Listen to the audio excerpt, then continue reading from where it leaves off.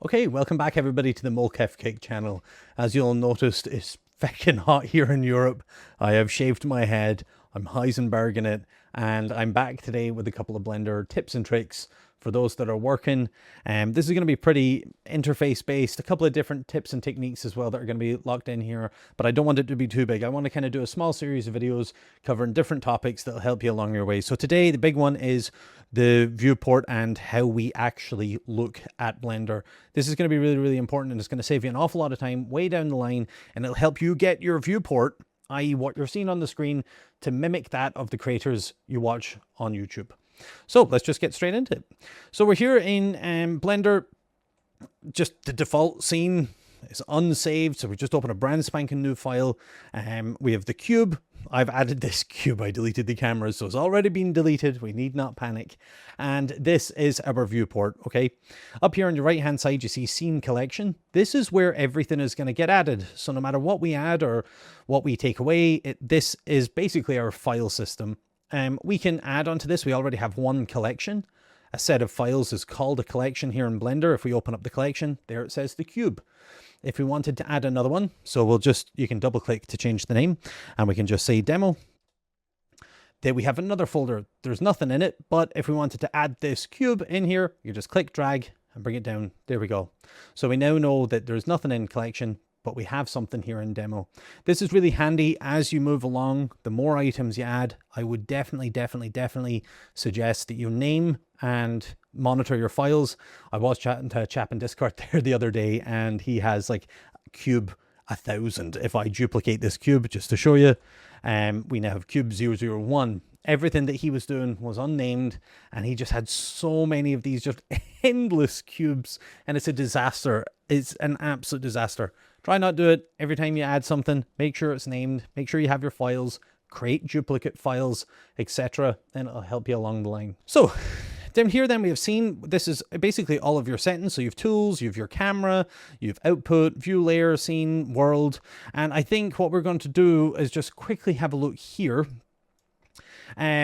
This is called scene, and it's really important because no matter what you're modeling, you will want to make sure at the start that this is already set. So we've seen cameras and stuff. This isn't really relevant for most modeling. We're going to cover for like 3D printing and game assets. So it's your units. The units are really important. Metric and unit scale. So this is one of whatever you set down here.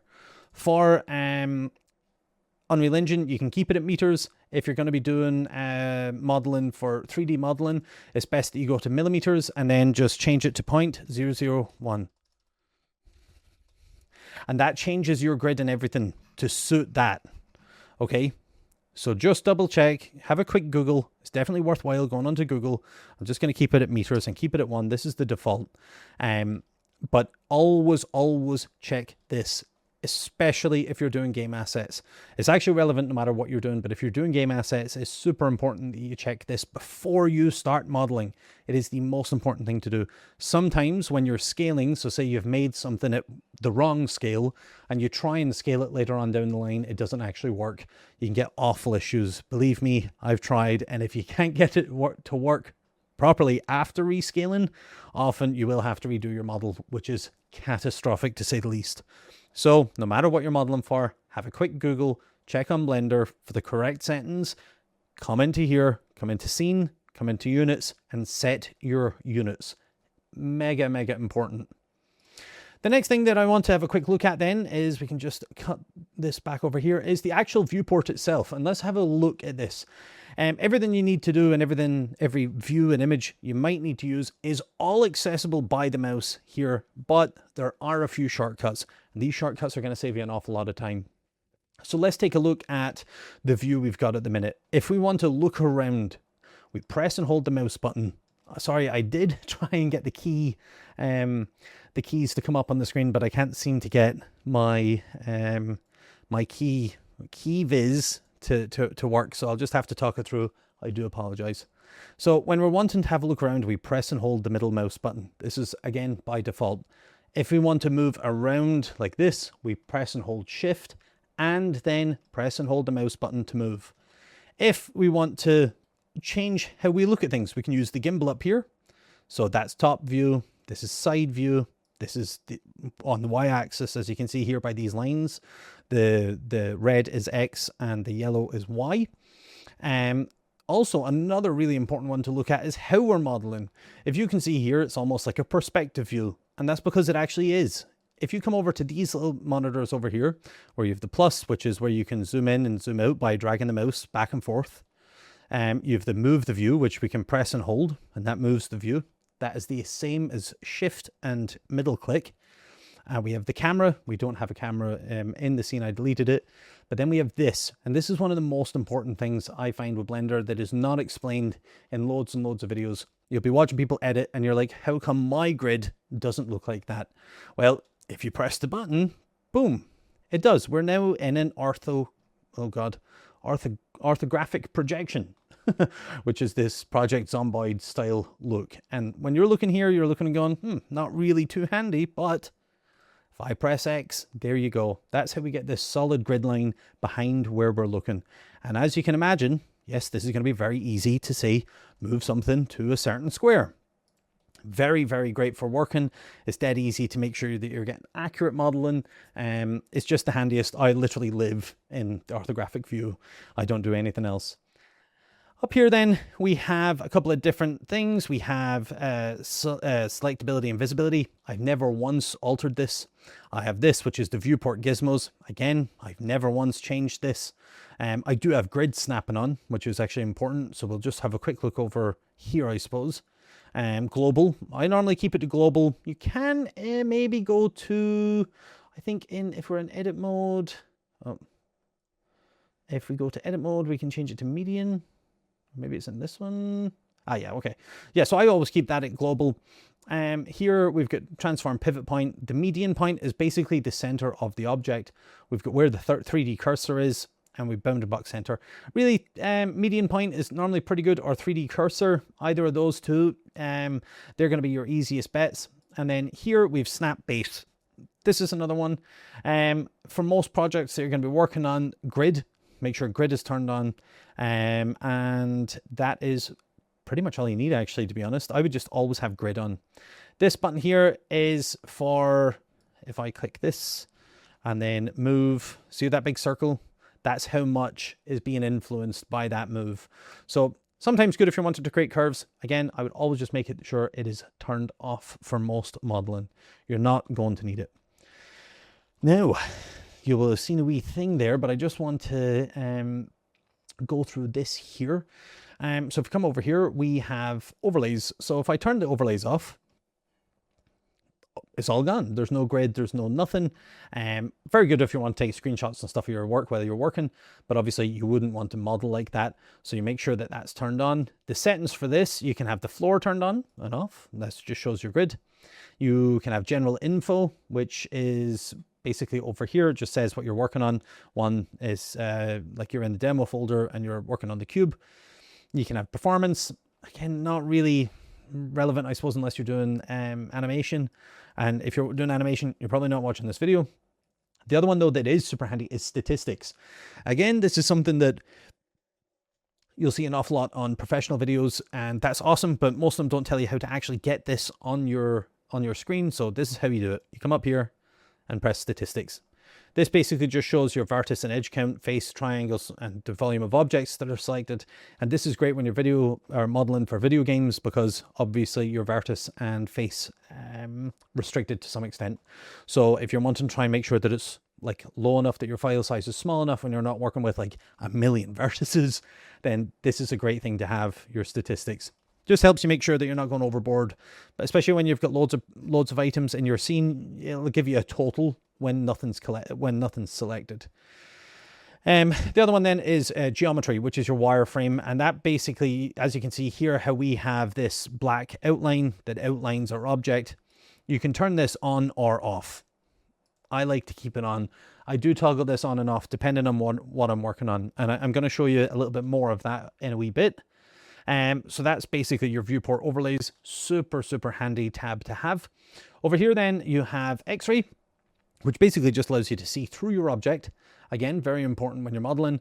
You've wireframe, which is, as it sounds, It's just a wireframe. This is great, but it can be very confusing when you have an awful lot of stuff in your scene. Again, you can toggle X-ray on, by the way, for everything. Then you have your normal viewport shading, which is the solid viewport shading. And I'm going to show you an awesome trick here now to improve your workflow. So what we're going to do is we're just going to duplicate this. We're going to have Shift D and G. I'll go through the keybinds, don't panic about that. I just want to show you something that's going to really, really help in a second. So let's get a couple of these objects. Now, if we're looking here, it's kind of confusing, especially if you're looking and going, oh, I just didn't want to see my geometry. It's kind of confusing. And you can imagine if you had a whole scene here, how confusing this gray shade would be. It's kind of difficult on the eyes. It's not great for identifying different pieces. If you're small pieces, big pieces, or big complex scenes, or if you're making something like for 3D modeling and you want to make sure that every part is different. This gray is actually awful. So we're just going to turn the wireframe on back for a second.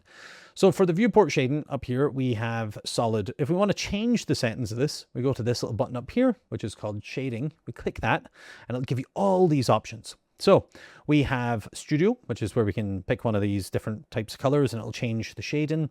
We have matte cap, which again is just like another gray. And we have flat, which just renders them flat, kind of like an AutoCAD type of software. If we go to studio though, I think one of the greatest colors that you can have is this color here. Come down to object color. Well, its default set is to material. If you go to random though, bam, it changes every single one.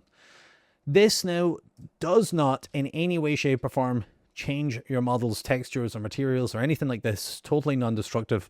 But what it does is it changes the object color in the viewport so that you can easily identify different parts. And it's super, super handy. So as you can see here, I said, I've just got 4 squares. I'm not going to go into big modeling yet, but we can see here that it really does improve your viewport when you're looking at it. And believe me, when you're looking at some really complicated things, this is really going to help identify different objects in your scene. You can change some of the items on this by increasing a shadow, which will put a shadow onto the side of your object. And again, definitely very helpful. You can change the shadow settings here by dragging, and you can see how we're now casting shadows. There's no light in the scene or anything like that, but it kind of just, it does that itself. If you want to reset something to its default value, you right click and then reset to default. You can also do loads of different things. You can do a cavity, which kind of gives this, highlight on the edge. It's quite nice actually. If we just turn off geometry, you kind of get this highlight on the edge, and I always have that on. So I always have cavity, which you can do both. You can kind of get the different faces, etc. And you can change this, or you can do world, or you can do screen. I normally have it on screen, I think, and that kind of gives you enough, just basically a wee highlight if you're going to have your, if you don't want those black lines, if you've got your grid turned off, your geometry, the wireframe turned off, the cavity helps again highlight those edges, makes it look a little bit more professional and is easier on the eye. So we're just going to delete these now and look through a couple more settings. So we have our viewport, the actual object itself, the color, we have that changed.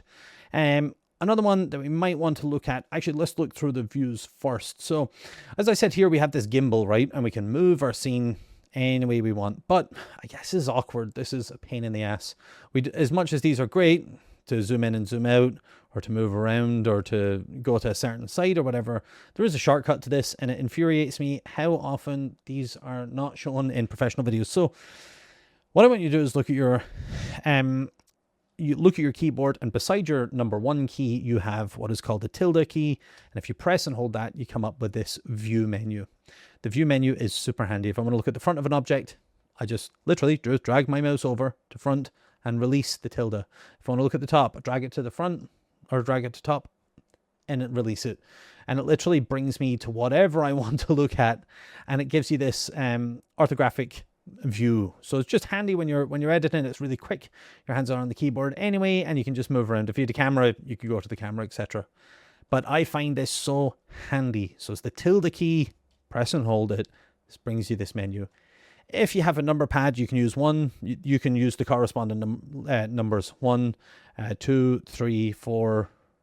I don't know why that's not in order. 1, 2, 3, 4, 6, 7, 8, and 9. I don't have one. I have the Microsoft Sidewinder keyboard, and it comes with a separate number pad. If I just press 1, 2, or 3, it doesn't work.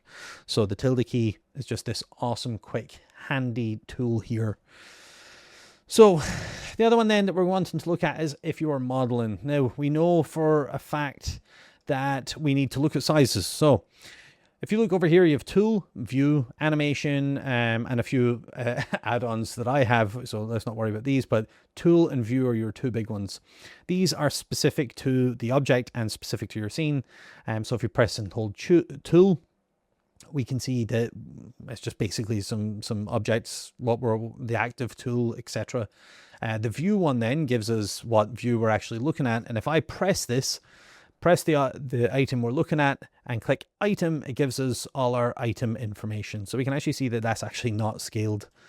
So we just want to make sure that that's 1, 1, and 1. And that means that that is fully scaled. You can see here, oh my God, that's actually a huge cube. That's because I've edited, I'm using this on a saved system default, which I'll get to. So it's just very important that you can look at this. It's handy. If you change this, I think if I change this to 2, you can see that the scale is off, okay? What you will want to do is, if you are putting in dimensions here and you're happy with your dimensions, before you go into edit mode, make sure you click and apply all transitions. So that's Control A, which brings up this menu, apply, and press all transitions, or all transforms, sorry, or scale rotation, whatever you want to apply. But it is vital that you keep this to 1, and I'll show you now exactly why. Because if I press 1, we're now scale 0.5. I go in here and edge select this and bevel, and well, I don't know if it'll work here, but it should. If I bevel, yeah, we're just getting this absolute mess of a bevel, and that's because our scale isn't applied. So when you're getting, there's some weird artifacts and stuff that you can get. I'm going to do them in a video. But yeah, very just important that you do always have your scale set. Shortcut to bring up this key. If you can't see this menu here, press N, and that brings it. If you also, just in case you don't want to press N, I think you can press, yeah, that little arrow, and it brings this up. So you can just go back into object mode, edit, and just press 1. That'll bring you back to your scale, and then to apply it, Control A, and then you can apply the scale, transforms, rotation, whatever. So very important, but this is a handy little sidebar tool here, and if you don't want to see it, just press N. Next one I want to go over is, I suppose over here, we've object mode, you've edit mode, which is where you can edit it, you've sculpt mode. It basically kind of follows a lot of this, a lot of these tabs. Depending on what you're doing, you're going to be using object mode and edit mode. You can just, if you're in either object or edit, you can just press tab. Tab changes from object to edit mode. If you're in edit mode, so if you press your item, you press tab, you're now in edit mode, and you want to move some stuff around, you have these panels up here, which is vertex select mode, which shows you your vertices, your edge select mode, or your face select mode, which is this. And a shortcut for that is just 1 for 2 or 3. So that's the keybind for these. And then again, back into object mode is tab. So if you press tilde and go to the front, we can see that we are on this grid. Now this grid might be a bit of a pain in the ass if you're working on really short, like you need millimeter precision. So what we're going to do is we're going to go to edit, top left hand side of the screen. We're going to go down to preferences. In preferences, this is where we can change all of the scene for Blender. This is super handy. Oh my God, you'll love this. If you go to themes, which is just here, this is where we can change the entire interface of Blender, and it's absolutely awesome. So if you go to 3D Viewport and press that, you can see all the colors associated with Blender. It is so handy. I swear to God, it's so handy. So one thing that I do like to change, especially if you're working on kind of smaller items, is this color of this grid. You can see that it's very, very faint. Now, Again, this is totally personal. It's absolutely up to you what you want to do. Have a mess around. You can always just go up to the top and reset to default. And if you right click on any of these, so if we make our major grid lines and we make them garishly bright pink, and we're like, oh, feck, I can't remember what color they were before, we can just right click, reset to default value, and ta-da, it does not do it. It just absolutely blanks them out. Okay. Oh yeah. Okay. Yeah. Just click up here. Just click reset. Okay. And that'll change it for you. That should really help. Okay. I usually have the grid to be, what is it? I think the grid to be a little bit brighter and the major grid lines to be much brighter. Because just when you're working on the millimeters, it just maintains it easier to see your major grid lines. You can also change that color, just so if it helps. Again, it just helps separate. I know that that's 1 meter. I know that that's 1 centimeter, and I know that that is 1 millimeter. So just helps. Or sorry, that's 1 meter, 10 centimeters, 1 centimeter, and then this is millimeters, 1 millimeter. So just handy, super handy to have. Again, change this to whatever color you like. That might help. What am I on? Oh, that's the clipping border. No, we don't need that. We can have that. Oh my lord. Okay, so it's going to take a wee while. You can fanny arse around with it. That's an Irish thing for just like do whatever you want. So yeah, you can change all this. You can also change the color. So if you've selected an object, I normally have it as green actually on my own one, so that I know it's the active object to be selected. When you're in edit, then you can do edge selection. Okay, yeah, that's my bad. It's wire edit. It's normally wire edit. That's the one I normally have as bright pink. So that just means that I know when I'm in edit mode, it's pink. When I'm in object mode, it's green. Super simple. And when I want to select something, it goes orange. Can't really go wrong. Mess around with these colors all you like. If you don't like anything or you fucked it up and you want to go back, just press reset. Boom, there you go. It's totally non-destructive. You can't go wrong. If you do like what you've done though, you can actually save these. So say you've got some wacky colors and you've got your grid and everything right and you're happy enough with that. I think if you go to I think if you go here, you can yeah, so once you've got all these changed, whichever way you want, you can come down to here and file and go to defaults and then save startup files. And if you I'm not going to do it because I have mine set a different way, like, but if you want to maintain that every time you open Blender and it's the same settings, come down here on the one that you're working on and that you've got it all set up on, come to defaults and click save startup file. Every time you open Blender, then those settings will be the same. Just be very wary though. Just be very aware that, remember what we talked about at the very start. If we come over here and we go to the scene, it will save whatever units you've set this as, which is handy. It's handy if you're using Unreal all the time for this, or, you know, if you're making game assets or the likes, and you want to make sure that that's just a guarantee. It's a big time saver. Making sure this is right. Coming over here, clicking default and clicking save startup files. It just means that every time you open Blender and you're going to be working on something, you don't need to redo it. So it is super, super handy. I'm trying to think what else needs to be done. Oh, yes. So, will I put that in another video? I think I'm going to put that in another video. So yeah, let's just quick recap on everything. So scene is a big one, which is your units. Make sure your units are correct as to what you need. The default is meters 1 and it's always a metric. If you're doing it in Unreal, I think this is okay. Just double check on Google, but always make sure that your scene units are correct. You don't want to mess up with that scale. With your scene collection up here, always make sure that you have files and that you've named all of your assets. It's mega, mega important, and it's going to save an awful lot of hardship in the long run. In here, if you're wanting to work on grid precision, make sure that first and foremost, you are in orthographic view, not in perspective. Go over here and click it, change it. You're in orthographic.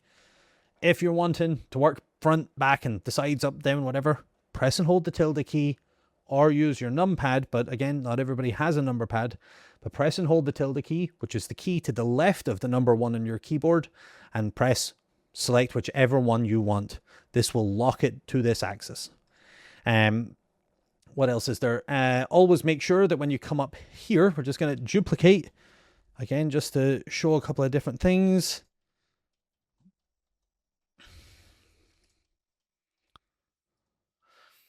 Remember, for ease of use, you're going to want to make sure that you come over here for solid mode when you're working. Come into this little drop down here, come into object color, and then click random and click shadows. This is going to help you no end when you're editing. I wish I knew this sooner. It's one of the biggest tips, I think. And just always make sure you have this. It just makes life so much easier. I swear to God. It's a really, really nice one. Just make sure over here, shadow, and make sure cavity is on as well. It gives you this little highlight and just makes life so much easier for you. The other bit of advice that I do have is your snap. Again, just make sure your snap is on, and that's snap to grid. You can do increments as well, either or, mess around with that as you see fit. If you're having any moving troubles, things are moving weird, and I'll cover this in a proper video, just as probably just your proportional editing that's on. Make sure that's turned off for most things. And last but not least, ladies and gentlemen, make sure you save. When you've started your file, save your file. When you've gone through all of this and you're happy with everything, please make sure you save your file. It's integral. So yeah, very important. So basically that's everything for today. I am going to go through some tips and tricks for, say, non-destructive editing workflows. I'm wanting to go through some other basic things for actual sculpting. I'll break them down. This is already 20 something minutes, so I don't want to harp on too much, but that's basically just going to be your scene and viewport and all this. Very important. I wish I knew about it sooner, but I hope this video does cover it. If it's a little bit broken, I'm a little bit out of touch.